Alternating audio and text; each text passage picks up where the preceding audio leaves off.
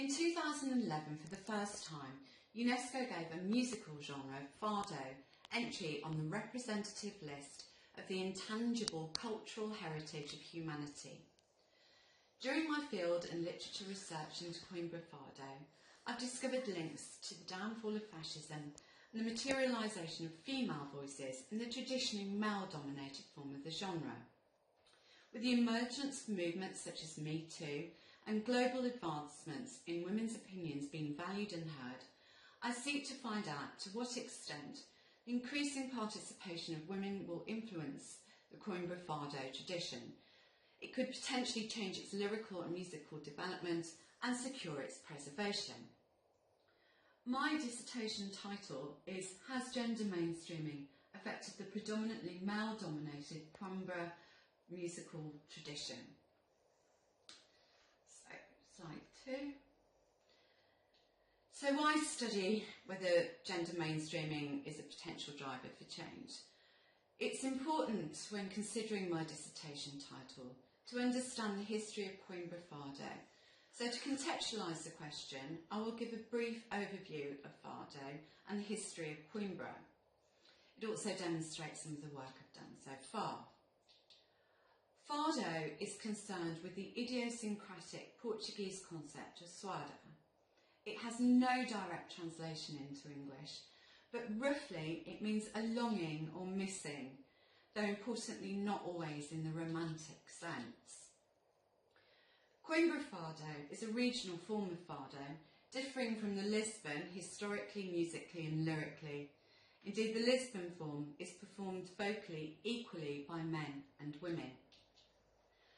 The Coimbran instrumentation is tuned lower to accommodate the male voice, and the Portuguese guitar, being interestingly English in origin, is elongated with a teardrop head. This form is intrinsically linked to the university and has two versions. One performed solely by men, who in pre-Tinder days traditionally used this to woo love interests, and the other by students. On a recent field trip to Coimbra, I observed performers at Fado o Centro, and here's a YouTube clip demonstrating a traditional performance. As you can see, the men are wearing black capes, which come from the university, and here is the English form of Portuguese guitar.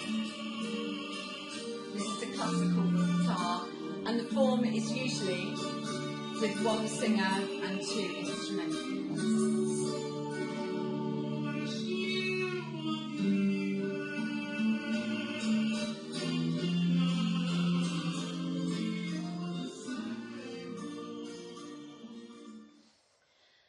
The other form is by students, and here I've got an example of something I recorded last year. And it's an all-female band, and they're performing the university Fados. You'll see that they've got their black capes on, and you may see glimpses of their colours, their university colours.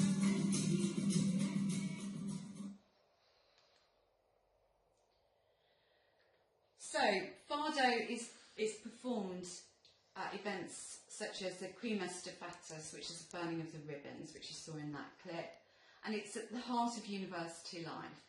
Lyrically and musically, these Fados are broader in content and historically had a political bent.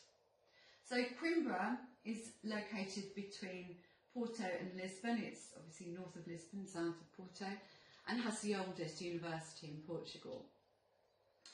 The origins of this tradition, some argue, can be traced back to the 12th century when Coimbra was the capital of Portugal, and derives from the Occitan troubadours' lyrical tradition.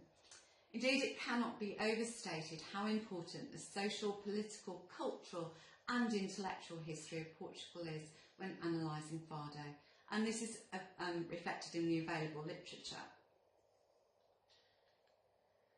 So Portugal is a country who has a vast empire, maintains substantial links with Brazil, and until 1974 was under fascist rule. Indeed, Coimbra University was instrumental in bringing down fascist rule, and it was also one of the first universities to teach feminist studies post-fascism. So Fado has undergone constant reinvention, be it from the input of foreign musicians and is in guitar or political events, and it's intriguing to see how the current wave of female movements will impact this art form and to see if there's any resistance against these changes. Change is already evident in that this year on Women's Day, that's the 8th of March, Coimbra had its first festival of all-female Fado. So moving on to relevant existing studies and project resources. There's a paucity of existing studies on the Fado of Coimbra. Those that exist are mainly concerned with either the technicalities of the form or its origins. An example being Cristo N 2014, the Portuguese guitar history and transformation of an instrument associated with Fado, which despite its quite frankly unpromising title and quite head-hurty content, has a section on female guitarists and observes a trend towards diversity within the genre. There are many papers on feminism in Portugal, for example at Branches G 1998, on what term shall we join the procession of educated men, which discusses the convergence of politics, revolution and feminism in post-fascist Portugal.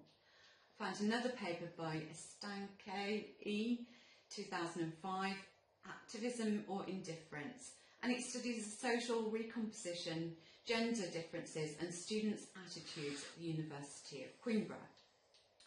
During my initial field research, I've established a network from a variety of disciplines, academics, practitioners and technicians.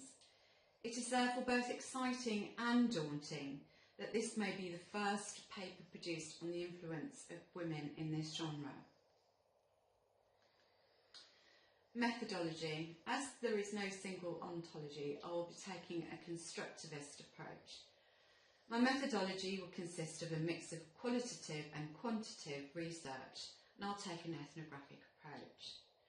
Research will take the form of interviews conducted face-to-face and questionnaires developed in Google Forms. I've tested this method and it works very well.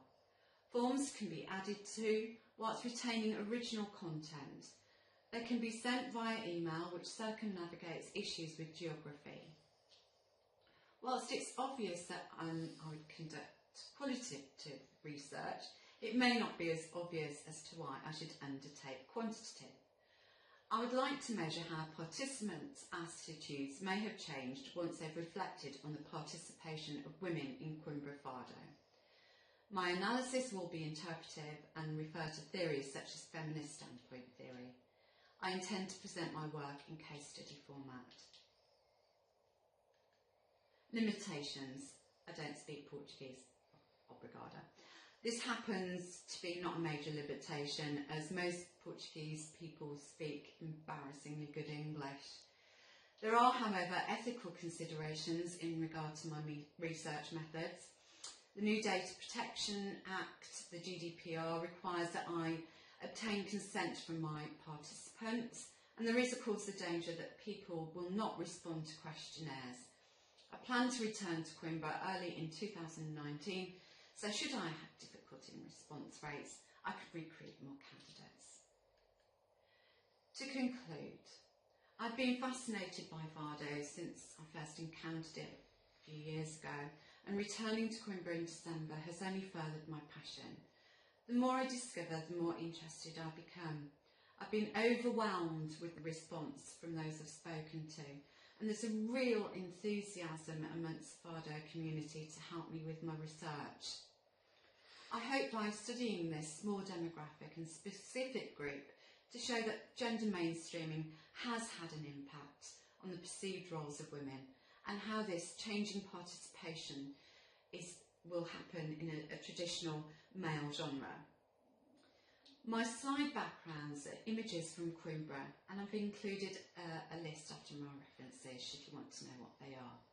It's interesting that this here is the symbol of Coimbra, and it's a Coimbra guitar shaped as a woman. Thank you.